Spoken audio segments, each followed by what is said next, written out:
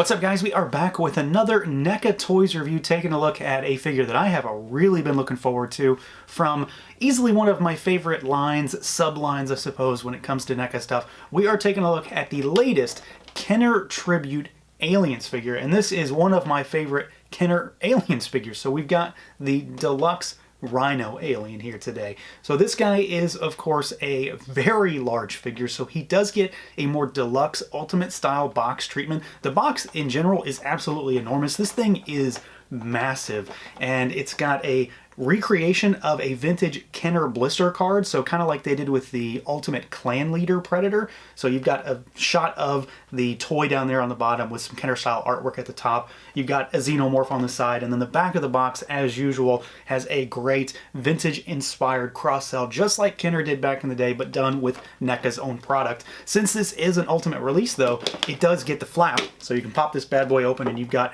a shot of the Rhino there on the inside, and then you've got the figure there in all of his monstrously huge glory. So let's do it. Let's pull this guy out and take a look. And here he is out of the package, our Kenner Tribute Rhino alien. This is one of my favorite things that NECA does.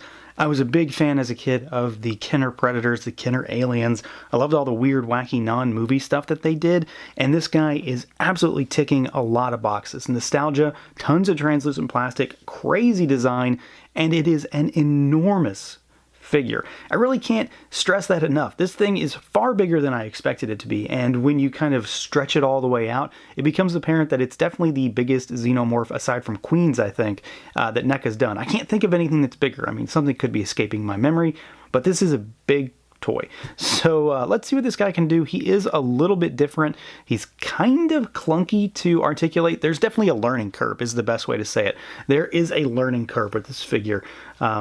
And you can kind of change him up a little bit because he's jointed enough that you can get him to stand on two legs if that's your thing. So you've got a head that can kick backwards a little bit, and it can kick forwards. He's supposed to be in this, quadruped design, so he should always be looking like this, just like a Rhino, head kind of down. He swivels. Of course, the tubes are in the way there, though. You've got your opening mouth with the inner mouth, which is really big on this figure. It's quite large. You've got arms that swivel at the shoulders. They are hinged, though, so you can pull them out and flex them in and out, really. You've got a swiveling elbow with a double joint, and you're gonna need that for just actually moving those limbs and getting him to hold himself. You've got rotation, and you've got hinges at the wrist. That's it, just because of their design. There's no rocker there. And then you've got your normal kind of XENOMORPH finger articulation as well. He does have a diaphragm cut here, so he goes forwards a little bit and backwards, and you can kind of rock him side to side and kind of just give him a little bit of attitude and tilt there.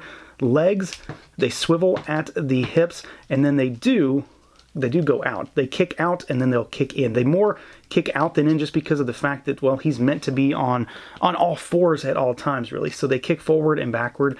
You've got the same kind of swiveling, double jointed nature here. So you've got swivel at the top of the knee, and then you've got a double joint, so he kicks back, but he's meant to have this, kind of bent double knee situation. So you've got this one, and then you've got this one here that is not articulated. You've got rocker at the actual true ankle, and then you've got hinges and pretty good stabilizer for this figure. So he's different. That's really the only way to say it. He is as articulated as any other XENOMORPH. He's just different. So you've got to work with this guy. You've got to make sure that all of the feet are firmly planted on the ground. And really, my only gripe is that the actual wrists, I suppose, right here are where the point of failure seems to be a lot for me, because these want to just bend at a certain point, and you kind of have to keep this part flat on the surface. The fingers really don't do a great deal. It's all about the palm of the foot or hand, however you want to call it. It is really well articulated, though, and like I said, it is jointed enough that you can get it to look like a normal XENOMORPH, which we'll talk about in a bit. Now, all that said and done, this figure is truly something that I wanted because of what it represents, what it stands for, what it is within the Aliens line, and just for nostalgia reasons, because, well, this is an updated version of the Rhino alien from Kenner. So this guy is done up in a very, very unique color scheme from most Xenos. He's not your standard just sort of black with a little maybe blue highlights or anything like that. This guy is done up in a tremendous amount of translucent orange plastic, and I think it looks really good, and it certainly looks really good against an orange background too. It makes all of it pop. So for once, that's not doing me a disservice. This guy is just sculpted just to the gills. There is so much going on here. It's more of that Telltale NECA stuff where you're getting basically every square inch of this guy is covered in sculpted detail. There's no flat surfaces on this figure. Everything is textured. Everything has all of that, you know, kind of biomechanical look and feel that evokes the alien xenomorph just vibe. It definitely looks like a xenomorph, but of course it's different. It's not normal. So this guy is done up in a quadruped stance. He is a little different from the actual Kenner toy, and we'll do a comparison because that guy was really, really simplistic. This thing is taking it and making it a little bit more like what they might think a xenomorph would be if you kind of hunch it down and throw a big monster head on it. So it still has, you know, standard xeno hands, so to speak, but they're flattened out almost and made into feet. So there may be kind of like a middle transition or something because they don't really look like feet and they kind of function a lot more like normal xeno hands. The feet are different on the back. You've got these big 4 clawed toes that are back here. So they're very much kind of like hooves almost, which make a lot of sense. You've got tons of this black wash and paint all over the figure to really accentuate the sculpt while at the same time giving a trailing effect almost, where you've got these jutting portions of the translucent plastic. It's just a great look. Everything about it is just wild looking. It looks fantastic. I'm a really, really big fan of all of this.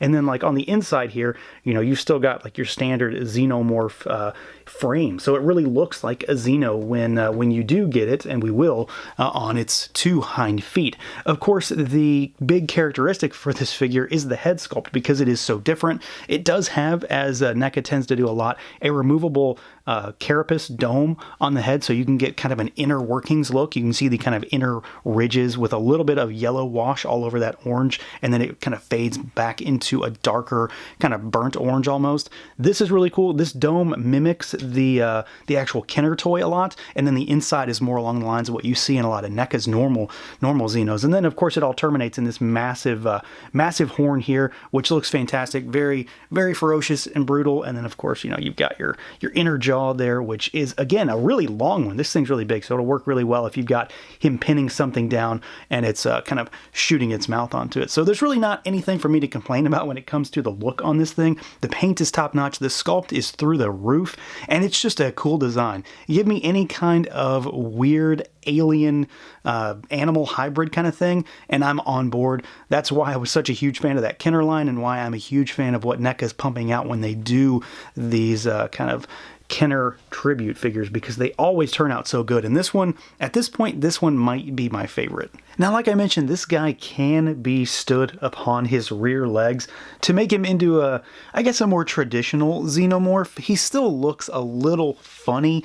There's definitely something different about this figure, specifically when it comes to the front feet, well, hands now, I guess if you want to call them that, but he does stand really, really well. And I figured this would be the best opportunity to show really how big this thing is. And there's no doubt this has to be the biggest xenomorph NECA has made outside of Queens, right? I can't think of anything else that comes to mind that's this big. So this is the most recent xenomorph before this one. So this is the big chap.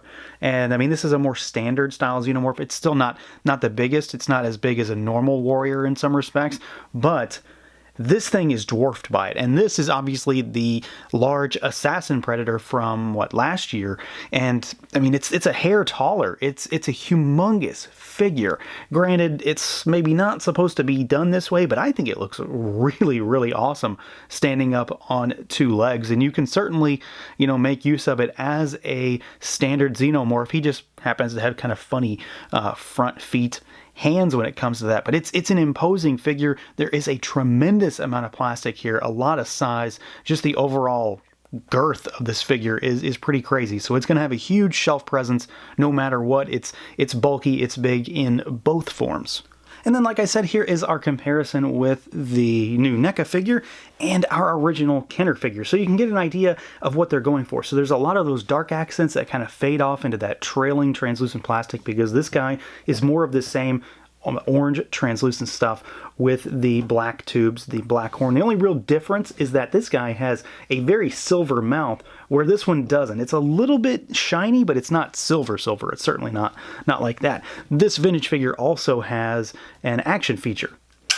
So its head pops, and then you've got a little button back here to kind of move it. The Bull alien does the same as well, which we need that as well, NECA. But I think this is a really cool comparison because they do look really similar overall, just in the general idea and feel here. But you can see that they took everything that was going on with this figure and just, I mean, put it through its paces. There is so much done to translate this into NECA's hyper kind of sculpting design here. It works so well, and you can see a lot of those influences, and it's a big, like I said, it's a big nostalgia trip for me. Now, accessory-wise, this guy doesn't really have anything because it's a xenomorph, so they don't really have a whole lot of options. This guy in particular really has none. I don't think any of the Kenner homages come with any accessories, really. He does have the actual reproduction of the comic book that came with the vintage figure. So you've got the Rhino Alien Ice Storm comic book, and it's one of those Dark Horse mini comic books that are done up in the little square format. So this is, I mean, 100% the exact reproduction of that original comic book. I love getting these. I've still got my originals, but these are really great. They're fun little reads. I'm not going to go through the whole deal, but it gives you an idea of what they were packing in back in the day with the original Kenner line, to give you some kind of little bonus when the figures didn't really come with anything else. And I love the fact that NECA goes the extra mile to do this and to make it as well as authentic and nostalgic as possible. So yeah, this thing is an absolute winner. There is really only one area where I'm going to have any kind of gripe, and it's more of just it's a learning curve, is the articulation. It's not bad, it's not missing anything, it's just kind of hard to get used to it because it's a little different. That's really it. It's just different, but it moves really well. The fact that you can get this thing on 2 legs and honestly, you know, get a second one almost, have one on all 4 and one on 2, and you have this crazy pair. I don't think I'm going to do that, but it sounds really awesome.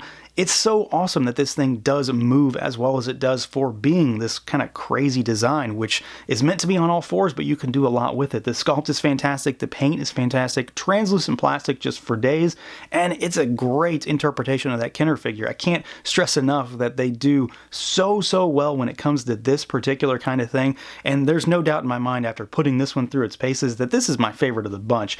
I love the Kenner tribute line, but this thing is something else. Now I just need them to give me a killer crab alien, and I'll be happy. But for now, this is definitely going to do. So that's going to do it for this look at the NECA Toys Kenner Tribute Rhino Alien. Let me know what you guys think. Feel free to like, comment, subscribe, and share. And until next time.